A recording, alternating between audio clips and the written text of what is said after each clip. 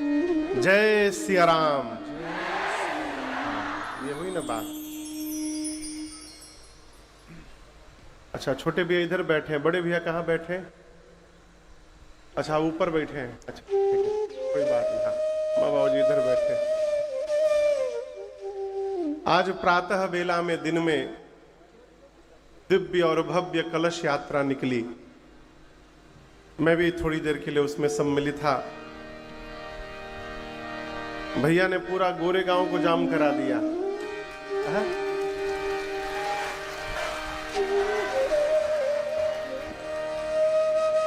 महाराष्ट्र में, बंबई में विशेष करके पिछले 2 वर्षों से हम लोग इसी जनवरी के महीने में राम कथा गा रहे हैं।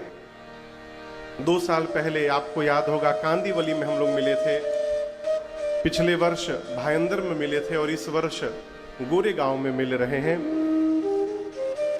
इस कथा के पहले भी मैं बहुत निकट था महाराष्ट्र के। अभी सूरत में राम कथा हम लोग गाए। सूरत के बाद 23 दिसंबर से 31 दिसंबर तक भगवान श्री द्वारिकाधीश की नगरी द्वारिकापुरी में राम कथा गाए और वहां गा के अब मुंबा देवी की नगरी मुंबई में यहां आपके सामने पहुंचे हैं। जय हो। कहो, आवाज गूंज रही। कोई इलेक्ट्रिशियन भाई हो तो जो सामने जो लाइट जल रहा है ना मेरे, इसको बंद करा दे, तेरी आंख पे पड़ रहा है मेरे।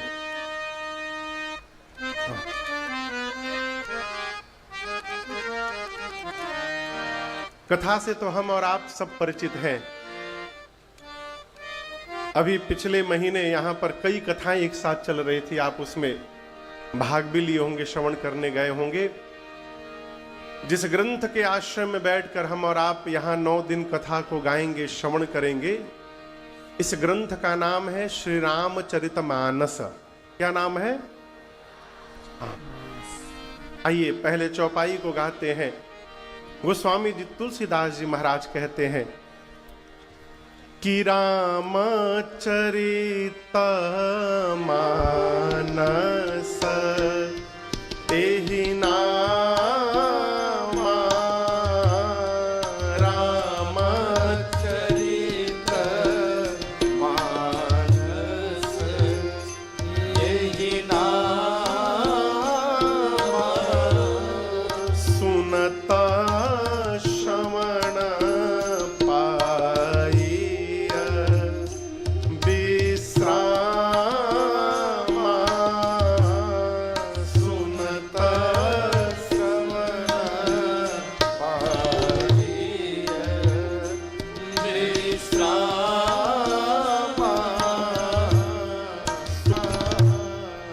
विमला कथा कर कीन्हा आरंभा।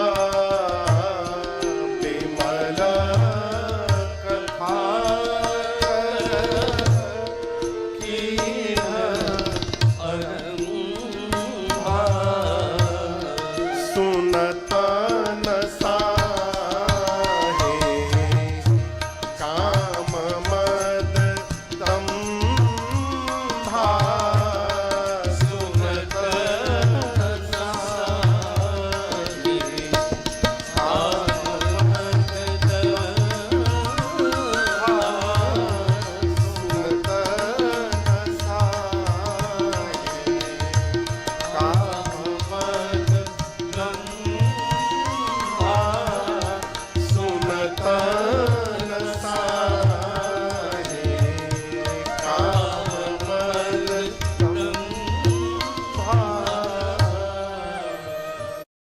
खाते टाइम भी फोन देख रहे हो? ऐसा क्या मिलता है इसमें? पैसे मिलते हैं। क्या बोल रहे हो? इस ऐप पूज्यपाद गोस्वामी तुलसीदास जी महाराज इस बात की घोषणा करते हैं कि जिस ग्रंथ को लेकर मैं आया हूं, इस ग्रंथ का नाम है श्री रामचरितमानस। क्या नाम है? श्री रामचरितमानस।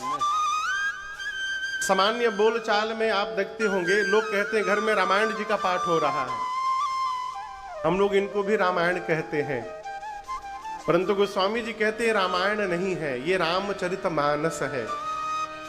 वाल्मीकि जी ने लिखा, उसका नाम रामायण था, श्रीमद् वाल्मीकि रामायण,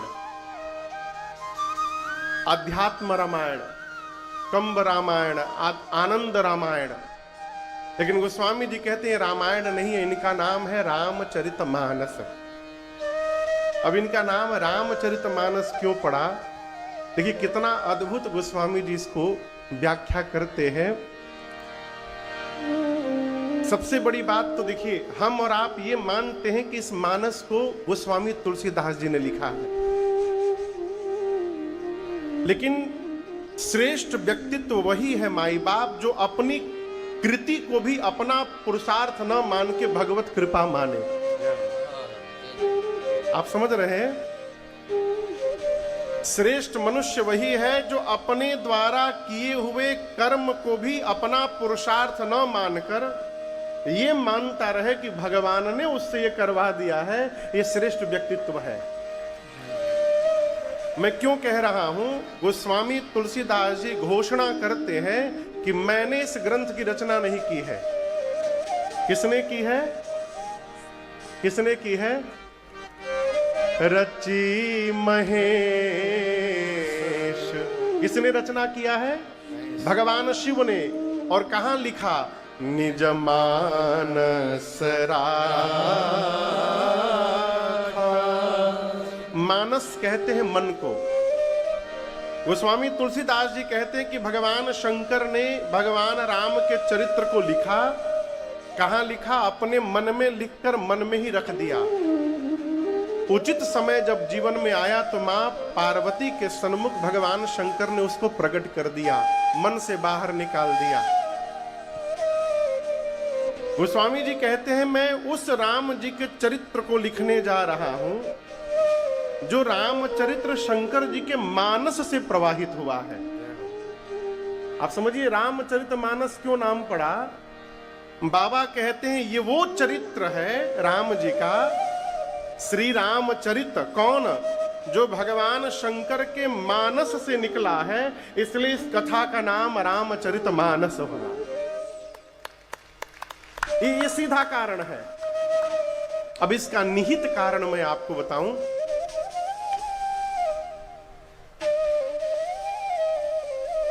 यहां दर्शन करिए, लिखा है, हाँ इधर कैमरा है, वो इधर इधर। रामचरित मानस एहि नामा। ये देखिए यहां बाएं से दाएं लिखा हुआ है रामचरितमानस, लेकिन गोस्वामी जी कहते हैं इसको ना देखिए, आप इसको देखिए। यहां देखिए, यहां ऊपर से नीचे लिखा हुआ है श्री रामचरित, और सबसे नीचे क्या है? मानस। बोलिए। मानस। बीच में बोला करिए। सबसे नीचे क्या है? मानस। मानस। गोस्वामी जी कहते हैं कि मैंने इस ग्रंथ का नाम श्री रामचरित मानस इसलिए लिखा है कि जो भी मनुष्य इस ग्रंथ को पढ़ेगा, पढ़ करके समझेगा और समझ करके जीवन में रहने का प्रयास करेगा, उसके मानस यानी मन पर एक न एक दिन राम जी का चरित्र अपने आप आकर खड़ा हो जाएगा। इस ग्रंथ की सार्थकता है। कई लोग मिलते हैं, महाराज हम 40 साल से सुंदरकांड पढ़ रहे हैं। कितने साल से?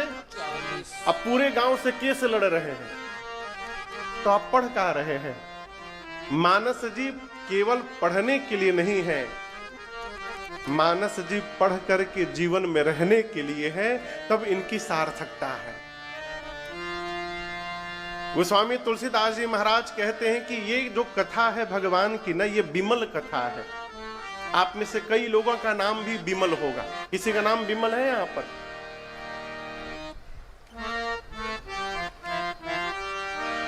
कहो जौनपुर में केहू का नाम विमल नहीं होता है?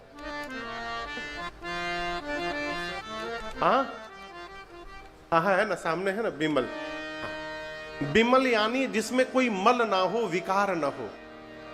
भगवान की कथा और मनुष्य की कथा, मनुष्य की पहले तो कथा होती नहीं है, मनुष्य की केवल व्यथा होती है। लोग कहते हैं आप अपनी कथा सुनाइए, लेकिन जीव की कथा नहीं होती। अंतर क्या है? मनुष्य की जब कथा श्रवण करिएगा तो सिर का दर्द बढ़ जाएगा, भगवान की कथा श्रवण करिएगा तो जीवन की सारी व्यथा समाप्त हो जाएगी। ये इसकी महिमा है। इसलिए गोस्वामी जी इनको विमल कथा कहते हैं। हमको राजदीप भैया, संदीप भैया यहाँ राम कथा के लिए बुलाए हैं, ठीक ना भैया? हम आ करके यहाँ आज मान लीजिए 3 घंटा केवल अपने बारे में बताएं। आप में से कितने लोग बैठिएगा पंडाल में? अभी बताता हूँ कि क्रेडिट स्कोर से आपके कार लोन पे क्या फर्क पड़ता है। मान लो आपका क्रेडिट स्कोर 620 है। कोई हाथ नहीं उठा रहा है, देख रहे हैं? कोई नहीं बैठेगा। यदि हम अपने विषय में बोलना प्रारंभ कर दे, कोई नहीं बैठेगा। लोग कहेंगे अरे चला महाराज सर का दर्द बढ़ा दिए, बिना मतलब की बात कर रहे हैं। एक ही व्यक्ति की बात जब बार बार सुनिएगा, मैं आपको घटना सुनाऊं। एक बाबूजी हैं कलकत्ता में, उनको एक बार मैं प्रणाम करने गया और प्रणाम करके मैंने केवल इतना पूछा कि और बाबूजी बताइए कैसे हैं आप? मेरे पूछने के बाद वो 1.5 घंटा बोले। मैं केवल इतना पूछा और बाबूजी कैसे हैं? 1.5 घंटा बोले। का बोले? सुबह जगने से लेकर रात को सोने तक वो जितना व्यवहार करते हैं सब बता गए। उसके बाद मैं जब उनको देखता हूं तो कुछ पूछता नहीं हूं उनसे, केवल चुपचाप प्रणाम करके बैठ जाता हूं। फिर पूछूंगा, फिर बताएंगे। जब कोई व्यक्ति अपने बारे में एक ही बात बार बार आपको सुनाए ना, आपका मन भर जाता है, आपके सर में दर्द प्रारंभ हो जाता है। लेकिन यही राम जी की कथा हम पिछले 16 साल से गा रहे हैं, न आज तक कभी मन भरा, न कभी सर में दर्द हुआ। उल्टे सर का दर्द और समाप्त हो जाता है। इसलिए गोस्वामी जी कहते हैं ये जो कथा है, विमला कथा कर कीन्हा अरम सुनता न साही काम मद दम। गोस्वामी जी कहते हैं इस कथा को सुनने का लाभ क्या है? सुनत नसाही। सुनत क्या हो जाएगा? नसा जाएगा। नसाना समझते हैं? नसाना कौन समझ रहा है? नसाना, यहां तो बर्फ गिरता नहीं है बरसात में। कभी ओला गिरा है बंबई में? ओला, बर्फ का टुकड़ा पानी में? अच्छा, वो भी नहीं गिरा। अपने जौनपुर में गिरता है भैया। हाँ, कभी जब ओला गिरे ना बारिश के साथ, तो घर के बरामदे में कुर्सी लगा के बैठ जाइए। ओला गिरने के बाद 10 मिनट के बाद पूरी सड़क सफेद रंग की चादर से ढक जाती है, बर्फ के टुकड़े से। और आप बैठकर उसको देखते रहिए। देखते देखते वो बर्फ का टुकड़ा पिघल कर और कब आंखों से ओझल हो जाए पता नहीं चलता है, गायब हो जाता है। देखते देखते अपने आप डिसिपियर हो जाना, इस प्रोसेस को कहते हैं नसा जाना। गोस्वामी तुलसीदास जी कहते हैं इस राम जी की कथा को सुनते ही जीवन के जो विकार हैं, काम, क्रोध, मद, मोह, लोभ, दंभ, ये अपने आप कब समाप्त हो जाएंगे इसका पता चलने वाला नहीं है। ये कथा की महिमा है। सुनता न साही काम मद दम। गोस्वामी तुलसीदास जी कहते हैं ये कथा कैलाश से प्रवाहित हुई भगवान शंकर के मुख से।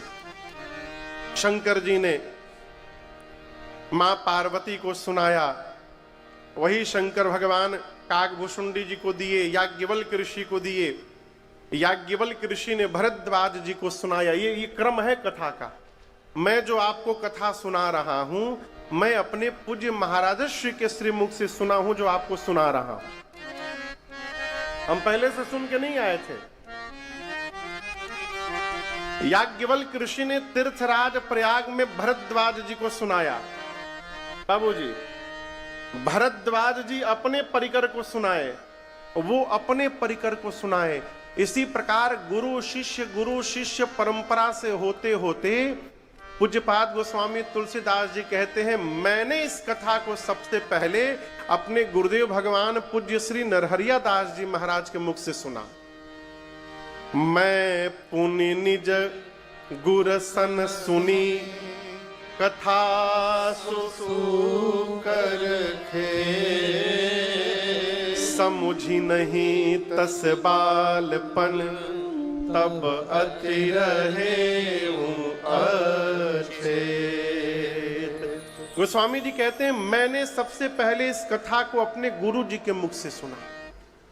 और मजे की बात बताऊं, बाबा इस बात को स्वीकार करते हैं कि मेरे समझ में कुछ आया नहीं था।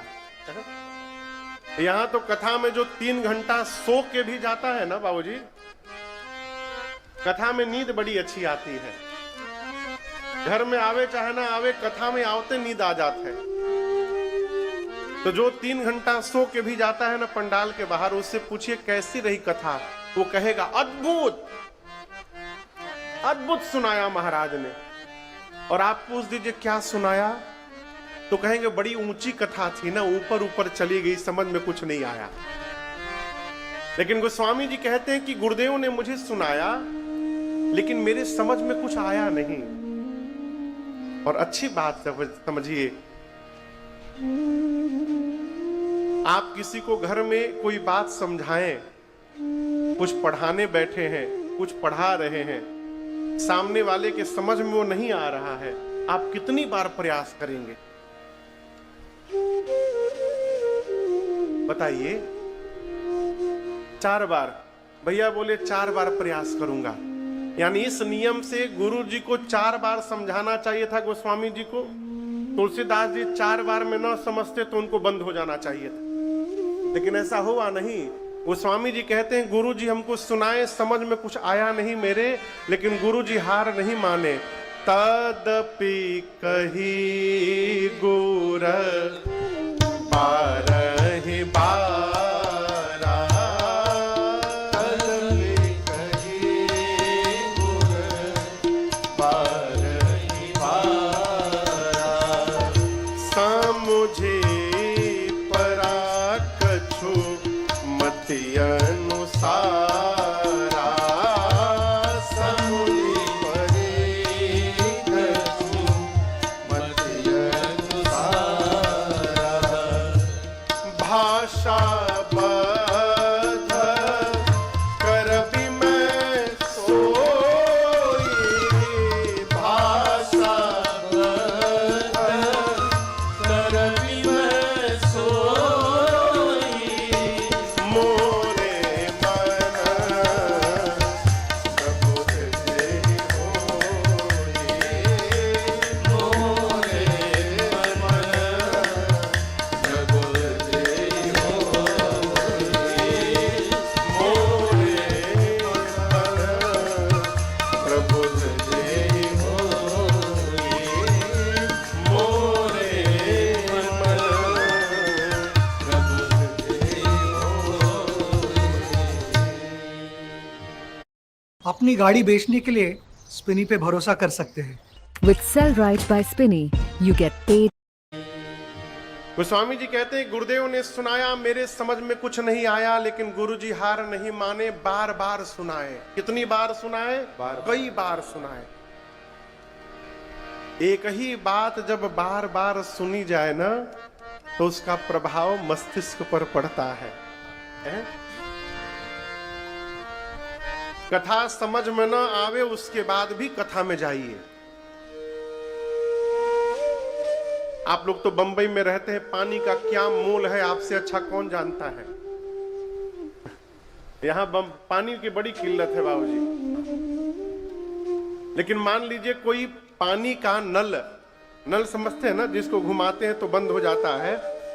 किसी पानी के नल से बूंद बूंद यदि पानी टपके एक ही स्थान पर, तो आप सालों बाद यदि वहां जाकर देखेंगे तो आपको जहां पानी गिर रहा है वहां पत्थर में छिद्र दिखाई पड़ेगा।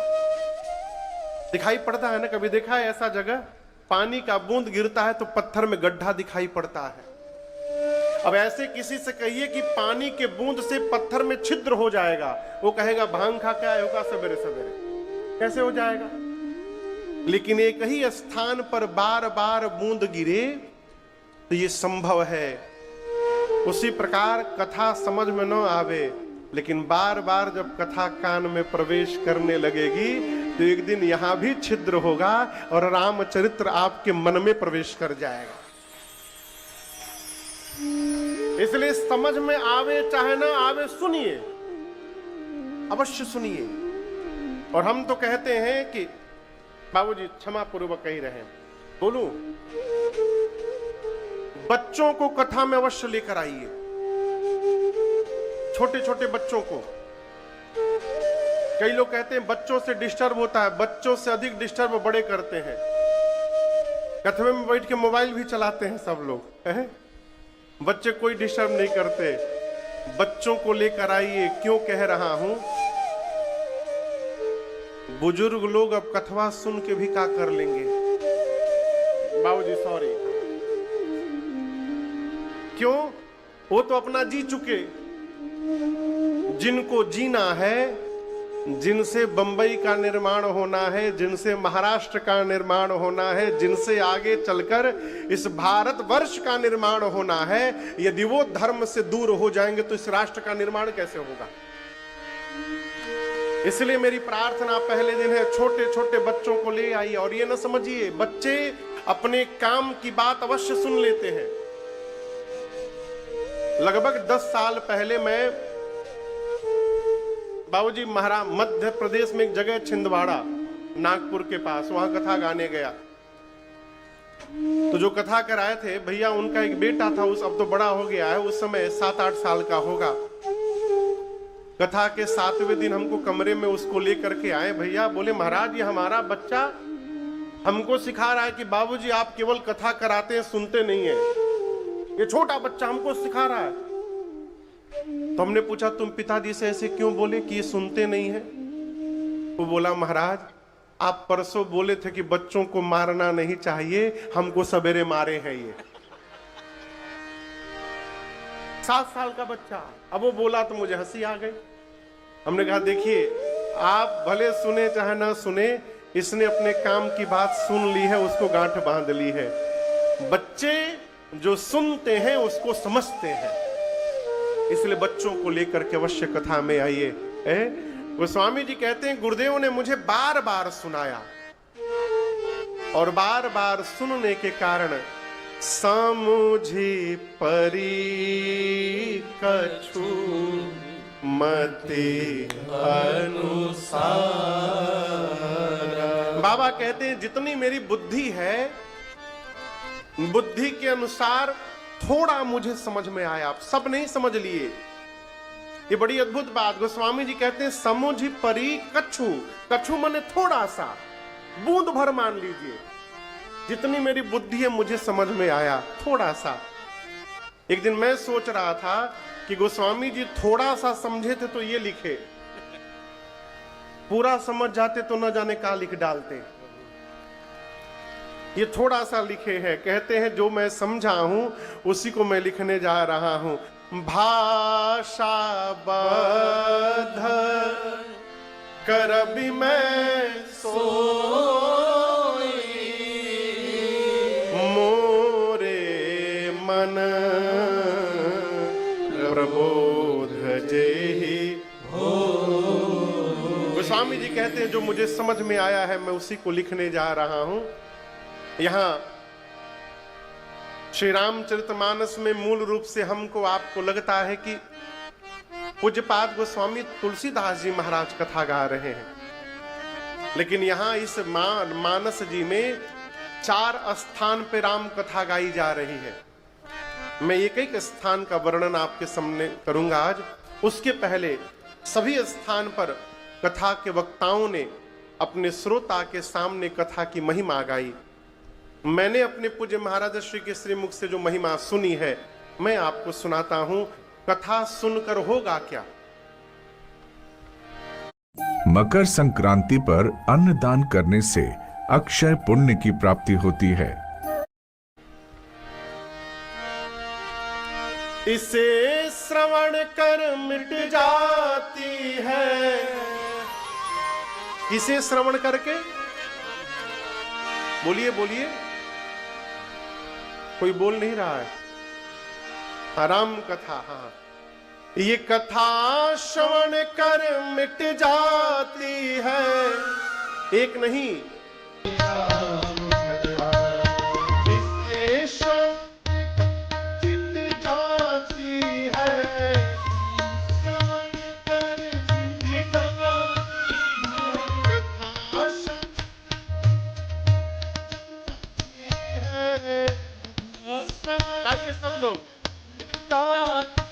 सौ जन्म जन्म की व्यथा है।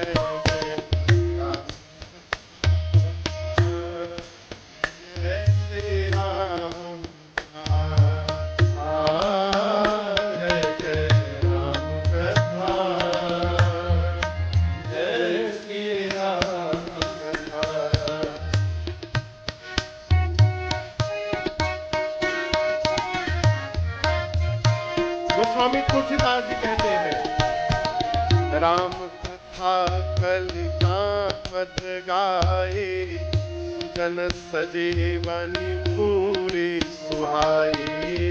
राम कथा कलिकामद गाए, जन सजीवनी पूरी सुहाई। बुध विश्राम सकल जन रंजनी, राम कथा कलि कलुष विकुंजनी। बुध विश्राम सकल जन रंजनी, राम कथा कलि कलुष विकुंजनी।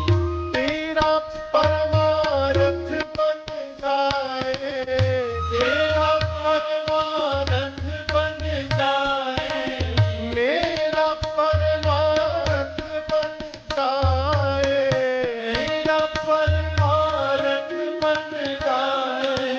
श्री नारद कर व्यथा हो गए, राम कथा जय राम कथा, जय जय राम कथा, जय श्री राम। इसे श्रवण कर मिट जाती है, इसे कथा श्रवण कर मिट जाती है, कथा श्रवण कर मिट जाती। सौ जन्म जन्म की व्यथा, जय जय राम कथा, जय श्री राम कथा, जय जय राम कथा, जय श्री राम कथा। दूसरे घाट पर याज्ञवल्क्य मुनि वक्ता है, महिमा गाते हैं। महामोह महिषेष विशाला, राम कथा कालिका कराला। महामोह महिषेष विशाला, राम कथा कालिका कराला। राम कथा शिशिर समाना, संत चकोर करहि देहि छाना। राम कथा शशि किरण समाना, संत चकोर करहि देहि छाना। पीकर तू भी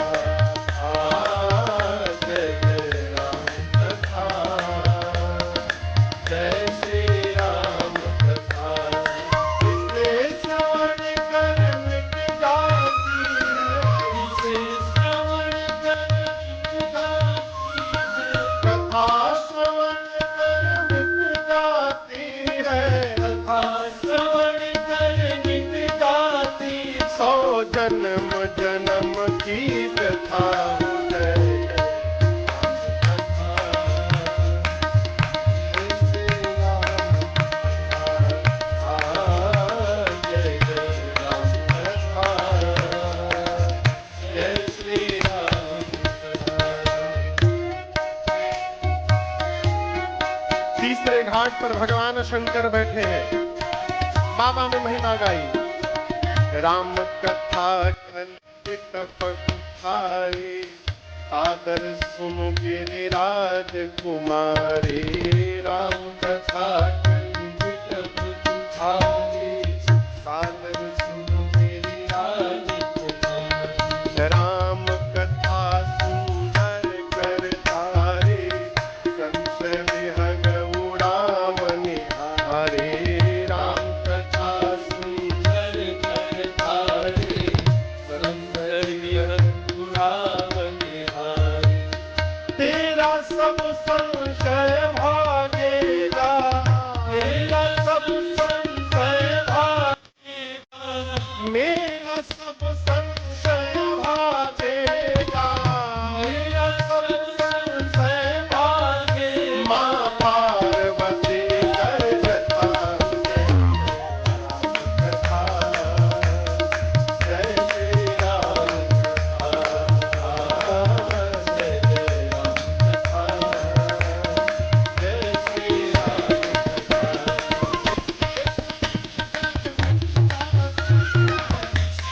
श्रवण कर मिटाती है, कथा श्रवण कर मिटाती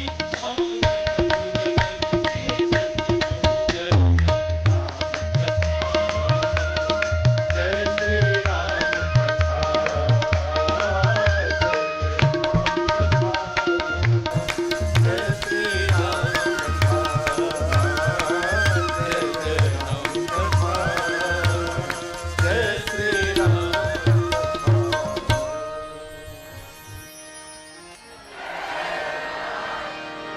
जय जय राम कथा, जय श्री राम कथा। चार घाट हैं। आप लोग कभी कोई तालाब देखें? यहाँ महाराष्ट्र में तालाब होते हैं, बंबई में है तालाब है। अच्छा, तालाब के चार दिशा में चार घाट हैं। श्री रामचरित मानस भी एक सरोवर है। जैसे वो है ना, वो कैलाश के पास मान सरोवर, नाम सुना है आप लोगों ने? मान सरोवर कौन कौन गया है मान सरोवर आज तक? कोई हाथ नहीं उठा रहा, कोई गया नहीं है। अच्छा, हम नहीं गए हैं, कोई बात नहीं। हम भी नहीं गए, लेकिन आपको बताऊं, रचना बन रही है, ठाकुर जी की कृपा रही तो अगले साल 2027 में कैलाश में राम कथा गाएंगे। बाबा की रचना बन रही है। 27 में ही ना। तो कैलाश के पास एक सरोवर है जिसको कहते हैं मान सरोवर। बाबूजी, वो यदि मान सरोवर है तो ये गोस्वामी जी कहते हैं ये मानस सरोवर है। ये राम जी के चरित्र रूपी मानस का सरोवर है, मानस सरोवर। और मैं आपको समानता दिखाऊं, उस सरोवर में लोग दर्शन करने जाते हैं, स्नान करने जाते हैं, लोग यहां श्रवण करने आते हैं और यहां भी स्नान करने आते हैं। वहां भी लोग नहाते हैं, यहां भी आप नहाने आए हैं। वहां नहाइएगा तो शरीर का मैल साफ होगा। यहां ऊपर जो मैल लगा है ये साफ हो जाएगा। यहां यदि आके नहा लीजिएगा तो इस मन में जो मैल लगा है ये साफ हो जाएगा। वो बाहर से पवित्र करता है, ये भीतर से पवित्र करता है, ये मानस सरोवर। और आपको एक बात बताऊं, उस मानस सरोवर में जो नहाने जाते हैं उनको वहां पर हंस का दर्शन होता है। इस मानस सरोवर में जो नहाने आते हैं उनको उनके जीवन में संत का दर्शन होता है। इस सरोवर में संत घूमते